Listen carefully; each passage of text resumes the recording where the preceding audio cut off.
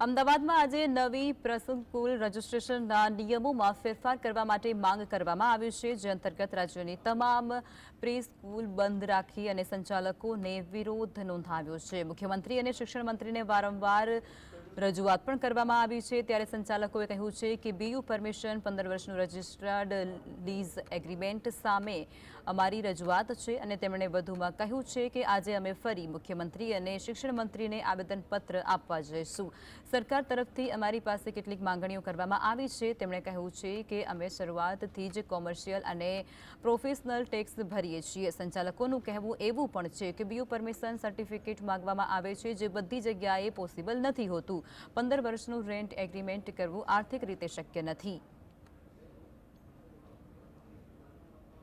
કે જ્યારે અમે લોકો બાળકને સંપૂર્ણ રીતે એને સેફ રાખવાની વાત કરવામાં આવે છે, ત્યારે અમે શરૂઆતથી જ કોમર્શિયલ ટેક્સ ભરતા હોઈએ છીએ, અમે પ્રોફેશનલ ટેક્સ ભરીએ છીએ કે ક્યાંય પણ અમે અમારા સિક્યોરિટી માટે બાળકના માટે ક્યાંય અમે બાંધછોડ કરતા નથી। બધા જ પાસે ફાયર એનઓસી જે પ્રમાણે નોર્મ્સ છે એ પ્રમાણે અમારે આપવામાં આવ્યું છે।